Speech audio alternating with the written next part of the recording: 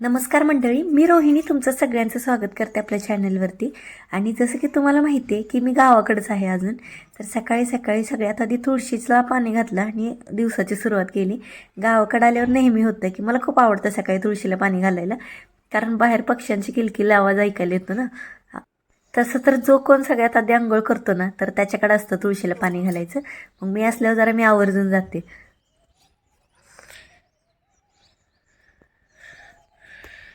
आता एवढा छान सकाळी सकाळी दिवस उगवला होता आणि हे जे पोपट आहेत ना, तर नेहमी खिडकीमध्ये येऊन सकाळी सकाळी आम्हाला उठवतात बरं का.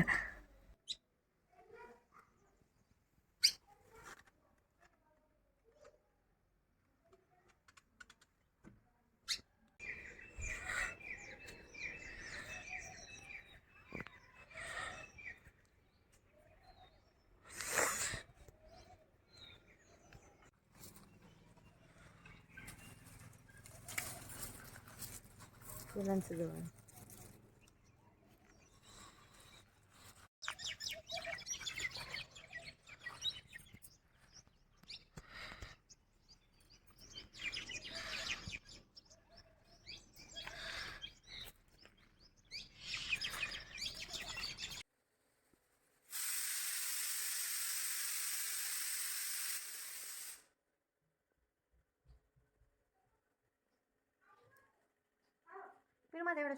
आता बाहेर तुळशीला पाणी घालून झालं, घरामध्ये आली, देवपूजा झाली आणि त्याच्यानंतर आता स्वयंपाकाला लागायचं. तोपर्यंत आत्याची आणि ताईची स्वयंपाकाची तयारी चालू झाली होती. आता त्या दोघी लागलेत किचनमध्ये, तोपर्यंत मला झाडून घ्यायचं होतं. त्याच्या आधी बेडशीट वगैरे धूळ सगळी साफ करून घ्यावी म्हटलं. आणि त्यासाठी अगारोचा ग्रँड बेड व्हॅक्यूम क्लीनर वापरणार होते मी. हा ड्राय व्हॅक्यूम क्लीनर गाद्या, बेडशीट, उषा, ब्लँकेट, सोफे यासारख्या सपाट पृष्ठभागावरची स्वच्छता करण्यासाठी एकदम आदर्श आहे बरं का. आणि हा व्हॅक्यूम क्लीनर वापरून डीप क्लिनिंग केल्यामुळे शिंका येणे, खाज, मुरम किंवा अनिद्रा यासारख्या गोष्टींपासून आराम मिळतो आपल्याला. तसं ह्याची पॉवर 400 वॅट मोटर आहे आणि 12 PK इतकी मजबूत सेक्शन पॉवर निर्माण करते हे. आता मुलांनी सोफ्यावर आणि गादीवर एवढा कचरा करून ठेवला होता, तर या मशीनमध्ये ना सायक्लोनिक सक्शन उच्च वेगाने हवा आणि धूळ शोषून घेते आणि एकदम फास्ट असा वर्टेक्स तयार करतो आणि ही धूळ ना डस्ट कंटेनरमध्ये जमा होते. सोबतच मशीन गरम झाल्यास auto shut off feature machine आपोआप बंद करते आणि पुन्हा पूर्वीसारखी काही वेळ मशीनला विश्रांती द्यावी लागते. आणि हे जे बटन आहे ना, ते प्रेस केल्यानंतर डीप क्लिनिंग होते. म्हणजेच व्हायब्रेशन प्लेट सुरू केल्यानंतर कपड्याच्या आत खोलवर अडकलेली धूळ एकदम सैल होते आणि चांगल्या प्रकारे स्वच्छता होते. आता सोफ्यावर पण मुलांनी हे सगळं खाऊ टाकला होता. तर हे मशीन इस्त्रीप्रमाणे वापरता येत नाही, ते स्वतःकडे ओढायचं असतं. पुढे नेण्यासाठी उचलावं लागतं आणि पुन्हा स्वतःकडे ओढायचं. आणि ह्याच्यामध्ये ना प्रगत UV लाईट आहे, जे धूळ किडे किंवा अतिसूक्ष्म घाण जे असते ना, ती खोलवर जाऊन निर्जंतुकीकरण करतं, म्हणजे जास्त स्वच्छ करतं आणि तो पृष्ठभाग अत्यंत स्वच्छ करतं. आणि ज्या घरात लहान मुलं असतात ना, तिकडं असं किटाणू, जंतू, कुठे कचरा पडलाय, खाऊ पडलाय असं पडतच असतं. पण माझ्या प्रेग्नेन्सीमध्ये हे एकदम योग्य आहे बरं का, निर्जंतुक करून करतं सगळं मशीन. त्याच्यामुळं बेड, गाद्या, उषा, बेडशीट सगळं काही स्वच्छ होतं एकदम. आता इथं या मशीनने तर सगळा कचरा एकदम स्वच्छ झालाय, अजिबात धूळ राहिलेली नाहीये. आता मशीन बंद करण्यासाठी हेच बटन दाबायचं आणि मशीन चालू करण्यासाठी पण हेच बटन दाबायचं. तसं तर मुख्य बेडरूमसाठी पलंग किंवा गाद्याची स्वच्छतेसाठी हे वापरलं जातं मुख्यतः, किंवा क्रिप सोफा उशांसाठी देखील हा वापरला जातो, किंवा घरातील साधा पृष्ठभाग म्हणजे फरशीवर जी लपलेली धुळकण असतं किंवा माती असते ना, ती पण स्वच्छ होते इथं. आणि आता इथं बघू शकता मी सोफ्यावरचा कचरा, मुलांनी केलेला खाऊ एकदम व्यवस्थित स्वच्छ होते हा. आता ह्याच्यानंतर उशा पण मी स्वच्छ करून घेतल्या. उशावर पण बराच कचरा पडलेला असतो, आपला केस वगैरे सगळी पडलेली असतात, ते सगळं स्वच्छ होतं.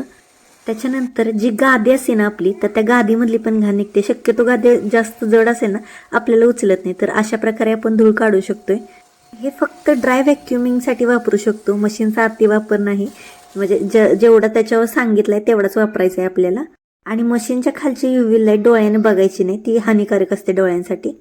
आता इथे कचरा काढायचा आपल्याला, ते वरचं बटन प्रेस करायचं आणि त्याच्यानंतर हे साईडला निघतं डस्ट कंटेनर. ह्याच्यामध्ये हेफा फिल्टर आणि स्टील मेश फिल्टर असतं 2, आणि ते स्वच्छ करून घ्यायचं. आता इथं बघू शकताय एवढा धूळ आणि कचरा साठले. हेपा फिल्टर असल्यामुळे तो मऊ ब्रिसल ब्रशनं स्वच्छ सहज करता येतो. हा फिल्टर कधी धुवायचा नसतो. ब्रशने किंवा स्वच्छ कोरड्या फडक्याने पुसून ठेवला तरी चालते. हा कचरा आता बाजूला काढते मी. त्याच्यानंतर मुलांनी खाऊ जो खाल्ला होता ती स्वच्छता केलेला तो हा कचरा आहे, तर तो पण मी साईडला काढून घेतला आणि बाकीचं स्वच्छतेला लागले. आणि इथे ना जिथे UV रेजची लाईट असते ना, बल्ब असतो ना, तर ती खोलून तिथं पण कधी कधी धूळ जाते, ती खोलून पण मी स्वच्छ करून ठेवले. आणि मुख्य युनिट जे आहे ना ते पाण्याने कधीच धुवायचं नाही किंवा पाणी पण कधी बुडवायचं नाही ह्याच्यामध्ये. आता या मशीनचे सगळे पार्ट स्वच्छ केले मी कोरड्या पडक्याने आणि मग व्यवस्थित ठेवता येतं. आणि हे स्टोअर करताना पण ना कोरड्या जागी ठेवायचं. आता इथं माझी साफसफाई चाललीच आहे, तोपर्यंत तुम्हाला सांगते, जर तुम्हाला हे प्रोडक्ट आवडलं असेल ना तर त्याची लिंक मी डिस्क्रिप्शन बॉक्समध्ये देते. ॲमेझॉनवरती उपलब्ध आहे, तर एकदा नक्की चेक करा. आणि अजून एक गोष्ट सगळ्यात महत्त्वाची म्हणजे ही जे व्हॅक्यूम क्लीनर आहे ना, तर हा वजनाने खूप हलका आहे, त्यामुळे असं एकदम पोर्टेबल आहे, कुठे पण आपण कॅरी करू शकतो. आणि त्याची वायर जी आहे ना खूप लांब आहे, त्यामुळे आपल्याला ना स्वच्छता करायला एकदम सोपं जाते. म्हणजे कसं स्विच बोर्ड जरी लांब असला ना, दूर असला ना, तरी पण आपण स्वच्छता एकदम इझिली करू शकतोय. आता तसं तर माझी बेडची, सोफ्याची, उशाची सगळी स्वच्छता झाली, त्यामुळे मशीन आपली व्यवस्थित ठेवायची. आणि आणि आता आम्हाला पुढच्या कामाला लागायचं होतं. आज जसं मी म्हटलं तसं आत्ताचं गॅदरिंग असल्यामुळे ना आम्हाला लवकर आवरायची होती, तयारी ती पण करायची होती. त्या दोघी तिकडे स्वयंपाकाला लागले, तोपर्यंत माझं इथं चाललंय. आता ही वायर बघा, ही एवढी मोठी वायर आहे याची. आता ही मशीन स्टोअर करायला पण फारशी जागा लागत नाही, कुठेही एका छोट्याशा ठिकाणी बसून जाते. आता माझी साफसफाई करून किचनमध्ये आले, तोपर्यंत इथं आत्यांचा चहा बनवायचा चालू होता.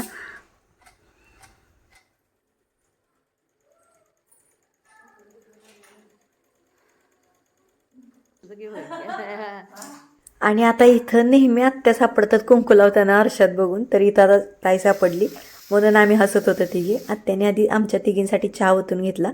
मस्त म्हणलं चहा पिऊन मग पुढच्या कामाला लागायचं.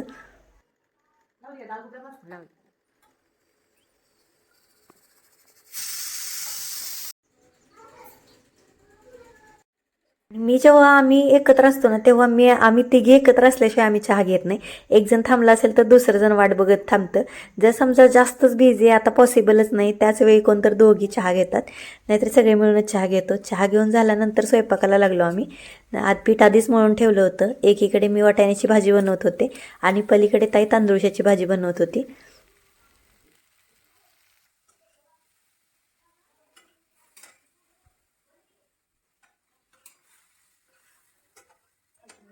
आणि आमच्या दोघींचं तिकडे काम चाललंय, तोपर्यंत आत्यांचा आवळ्याचा ज्यूस बनवायचा चाललाय.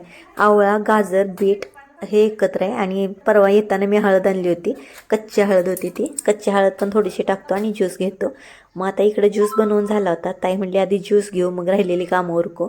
तर स्वयंपाक पण चपाती बनवायच्या राहिल्या होत्या आमच्या फक्त, त्याच्या आधी सगळ्यांनी मिळून ज्यूस घेतला. तसा तर चहाच्या आधी ज्यूस घेतो, पण आज जरा लेट झाला होता आम्हाला ज्यूस घ्यायला.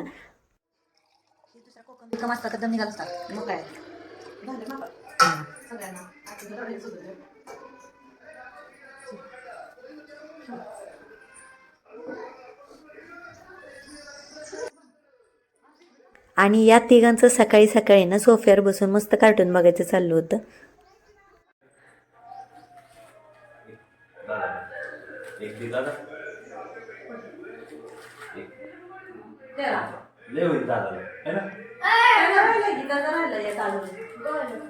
आता एका बिस्किटच्या पुड्यामध्ये तिघांची वाटणी चालू होती. आयुषचा दादावर विश्वास नव्हता, त्याला वाटायचं दादा एखादं बिस्किट जास्त देतोय, म्हणून ह्यांच्याकडनं तो बिस्किटाची वाटणी करून घेत होता. आता इथे ताईचं माझे चपाती बनवायचे चालल्या होत्या. आता तर सगळा स्वयंपाक झाला होता. आता इकडे भाजी बनली वाटाण्याची, इकडं तांदूळशाची भाजी आहे आणि इकडे चपाती चालू आहेत. आणि सोबतच मागे एकेकाचं जेवायचं पण चाललं होतं. आता इथं ताईनं डाळ पण बनवली होती. आता फक्त आम्हाला भात बनवायचा राहिला होता फक्त. आता स्वयंपाक झाला, बाकीचे बाहेरचे कपडे वगैरे सगळी कामं झाली आणि त्याच्यानंतर मात्र आमची तयारी चालू होती की आस्ताच्या गॅदरिंगला जायचं होतं. आता हे बघा दोघांचं प्रेम किती होतं चाललंय. आणि त्याच्यानंतर एका साईडला मात्र आस्थाचं मेकअप चालला होता. आस्थाला लवकर यायला सांगितलेलं, स्कूलची बस येणार होती. मग ताई तिला तयार करत होती. गॅदरिंगचा ड्रेस तर ते स्कूलमध्येच घालणार होते, फक्त तिला इथनं तयार करून पाठवायची होती. आता आयुषचं खायचं चाललंय आणि तो पण एक्सायटेड आहे. मला दिदाच्या शाळेमध्ये जायचं आहे, दिदाचा डान्स बघायला. आणि दिदा बघा नेल पॉलिश लावून, लिपस्टिक लावून कशी शायनिंग मारते. आता तिची ही तयारी झाल्यानंतर आधी सगळ्यांना दाखवून येते मी कशी दिसते. आणि बघा आम्ही सांगितलं की मग ती निघते स्कूलसाठी. तर आता तिचं चाललंय आरशात बघायला चालले होते. मला आधी नेल पॉलिश दाखव. किती छान केली ग तयारी. चोच बाहेर रंगवलीस अशीच. बरं, आजचा हा व्हिडिओ कसा वाटला ते कमेंटमध्ये मला नक्की सांगा. व्हिडिओ आवडला तर लाईक शेअर सबस्क्राईब करा.